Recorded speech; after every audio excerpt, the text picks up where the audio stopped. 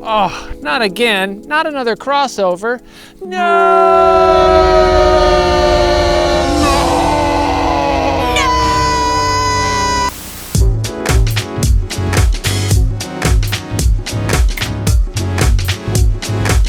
This is the 2021 Kia Seltos S Turbo. Why does the world need yet another crossover? Kia already had 5 crossovers in their lineup. Why should we care about this one?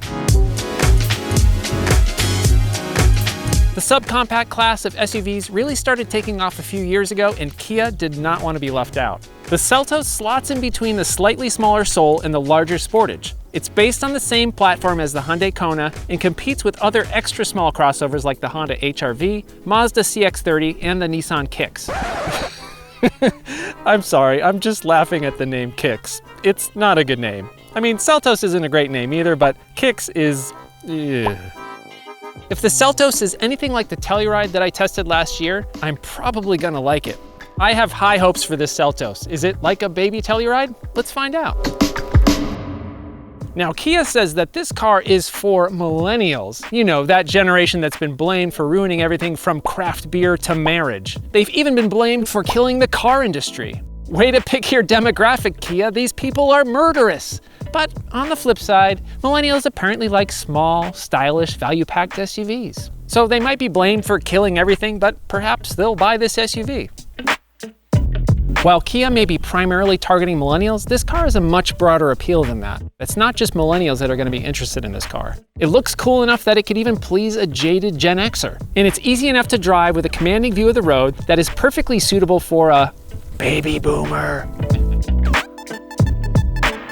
There are 5 Seltos trims with the base model starting at just under $22,000. This is the S Turbo, which is just below the top of the line trim, and this comes in at $25,490. This one doesn't have all of the available features, but it has most of them. And this Seltos has all-wheel drive. The only one that doesn't have it is the base model. Let's take a look at the styling. This is an attractive car. The front end gives a bit of a Land Rover vibe, much like its larger sibling, the Telluride. I dig the texture right here on the grille. The only thing that I don't really like are the headlights, which on this trim are down here. This whole section right here kind of gives the front end sort of sad, droopy eyes, but check this out. This section up here is the daytime running light, which looks so rad at night. If this light had just gone all the way across, it would have had a totally 1990s light bar vibe going on. Down here, you can see this raked angle on the front end. The Seltos has 28-degree approach and departure angles, just over 7 inches of ground clearance, a locking center differential, and hill descent control, suggesting that it might have some sort of off-road capability. It's unlikely that you'll take the Seltos on anything more than an easy dirt road, but it's likely to be a bit more capable than something like the low-slung Mazda CX-30. The side profile is straightforward but well proportioned. It looks really nice. This trim has roof rails. They're actually standard on every trim except the base model. The rear end looks good, but maybe just a touch generic. You could probably put a Subaru or a GMC badge right there and nobody would even bat an eye. It doesn't exactly feel like a Kia from this angle, but it looks nice. These 18-inch alloy wheels are unique. I wasn't sure about them initially, but now I kind of dig them. And they're riding on wider tires than found in the non-sport models. So hopefully the added tread will help this Seltos on this canyon road, and maybe I could keep up with that Miata that just passed by. Probably not, but I could try. Thing's got a turbocharged motor. In terms of overall size, the Seltos is 4 inches shorter than the Sportage and about 7 inches longer than the Soul. It's just slightly longer than the Honda HR-V and the Nissan Kicks, and slightly shorter than the Mazda CX-30 and the new Chevy Trailblazer. Overall, it's a design that will surely appeal to a lot of people, and not just millennials. Let's hop inside. The first thing you'll notice immediately is how spacious this car is. The Seltos feels like a much larger car than its exterior dimensions would suggest. The overall design looks upscale, but you're reminded that this is an affordable crossover when you touch some of the materials. It's certainly not a luxury car, but for the price, I'd say it's good. Overall, the Seltos S Turbo comes with a good deal of standard features. Let's do a quick rundown. This gets keyless entry, but no push-button start. That's only on EX and SX Turbo. In front of the driver, all models get tilt and telescopic steering wheel and steering wheel mounted controls. All but the base model get this leather-wrapped wheel and shift knob. This trim gets the smaller LCD by the gauges. Only the SX Turbo gets a large color gauge display. Here we have the 8-inch touchscreen with Apple CarPlay and Android Auto. Only the SX gets the larger 10.25-inch screen. If you've seen my other videos about infotainment in Kias and Hyundais, you'll know that it's my favorite system. Super easy to use with a good feature set. No different here. The 6-speaker audio system sounds decent, but the premium Bose system is only available on the SX Turbo. We've got a decent backup camera, no 360-degree view, but not really expected at this price point. Heated seats, power and heated mirrors. No sunroof though, that's only available with the EX and SX Turbo. Higher end trims get auto climate control, but if you know me, I actually prefer the simpler single zone controls. Easy to operate, can be used on muscle memory alone. No need to even look at it. Decently sized center console, plenty of space to store avocado toast or beard conditioner, good cup holders, and a 3-position drive mode select, which we'll talk about in a bit. Manually adjustable cloth seats look fine and are reasonably comfortable. They're relatively wide, so if you have a larger frame, you'll likely be able to get comfortable in here. And there's loads of headroom. Same in the back. Loads of headroom, loads of legroom. I'm 6'3" and I set my front seat for myself, and I still have plenty of space in here. I'm still baffled at how Kia is able to make their small cars so spacious. But no rear USB port. You can only get that with EX and SX Turbo. Just make sure your front seat passenger has a really long USB cord. There are a few small omissions, but all of this adds up to a compelling package, especially for the price. Lots of cargo space too, 26.6 cubic feet behind the rear seat and 62.8 cubic feet with the rear seat folded down. More than most, if not all, subcompact SUVs, and even better than some compact SUVs. And you get 2 load floor levels, just like the Kia Soul. I love this feature.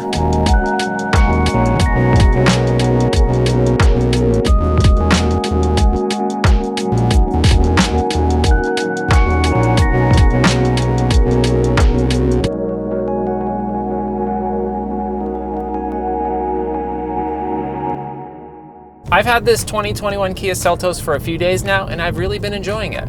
Literally within the first minute of driving this car, the first thing that I uttered was that Kia is going to sell a ton of these things.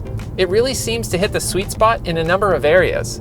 The price is right, it has a ton of interior space for the class, it's got a good suite of features, plus it looks great both inside and out.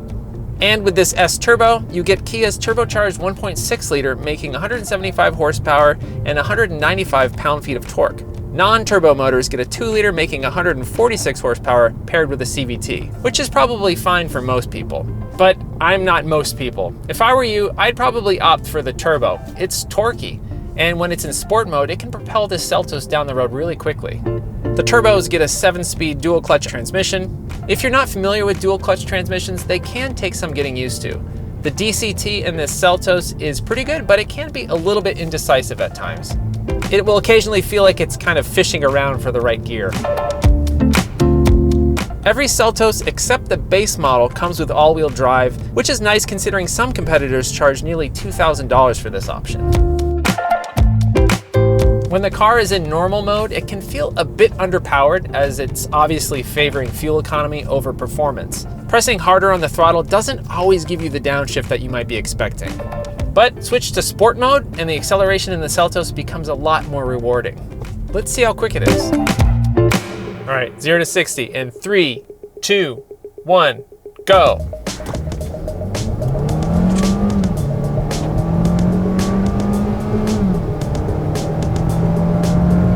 There we go, 60. Yep, this thing gets up to speed pretty rapidly. The initial takeoff is a bit gentle, there's a little bit of a hesitation, and I think that might have something to do with how the DCT is tuned. For this class of vehicle, Kia obviously seems to be favoring longevity and reliability over outright performance. But in sport mode, this thing can certainly add a little bit of fun to your morning commute. Now let's talk a little bit about spirited driving. Now obviously the Seltos is not going to be your car of choice on a canyon road, but every new car review that I do, I like to take it on these back roads just to see how it does, to drive it with a little bit more verve, shall we say. So let's push this car a little bit harder on this canyon road to see how it does. Yeah, it leans. It likes to lean. Pretty bouncy too. The suspension feels pretty softly sprung and a bit too bouncy to drive quickly. So it doesn't take long to realize that the Seltos isn't really cut out for enthusiastic driving. It can be quick, but handling is not its strong suit. Though it does have very accurate steering with a quick ratio. One thing that you will notice right away, and a thing that I really like, is the torque vectoring. It uses sensors to detect understeer during cornering and helps direct the car through these corners. But most people are not buying a subcompact SUV to hurtle down a windy back road. These are commuter cars. So let's see how it does with everyday driving. Around town, I'd actually opt for the smart driving mode, which attempts to find a balance between performance, fuel economy, and smooth operation. It alleviates some of the sluggishness you might find in normal mode if you happen to be driving aggressively, and it favors fuel economy when you're not. Speaking of mileage, it's pretty good at 25 in the city, 30 on the freeway, and 27 miles per gallon combined. It's not best in class, but it's not far off. And of course, your fuel economy will be better if you opt for the less powerful naturally aspirated motor. The S-Turbo comes with almost all of Kia's suite of safety features. You get lane keep assist, lane departure warning, blind spot collision warning, among many others. But Kia leaves out the highway driving assist. They reserve that for the top-of-the-line SX Turbo model only. The lane keep in the Seltos works well. When it detects you're leaving your lane, it will provide a noticeable tug to keep you back in line.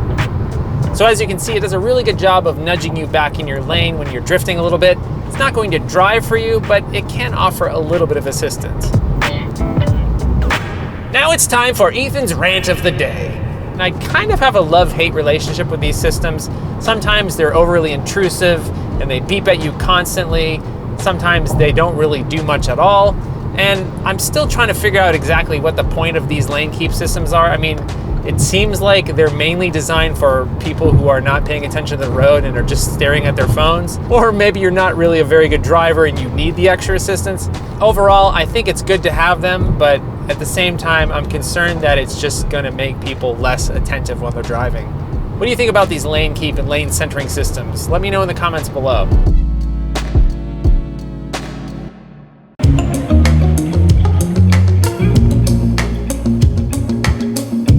So, what do we think of the 2021 Kia Seltos S Turbo? There's mostly good news, but there's a little bit of bad news too. Let's start with the bad news first. The Seltos isn't exactly fun to drive. The handling is average.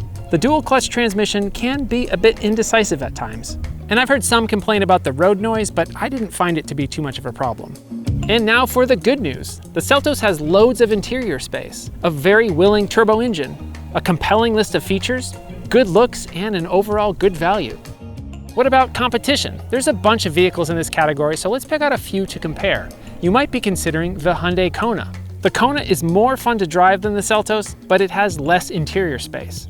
What about the Honda HR-V? The HR-V gets better gas mileage, but it has a weaker engine. How about the Mazda CX-30? The CX-30 has sportier looks and a much more luxurious interior, but it has less usable space on the inside.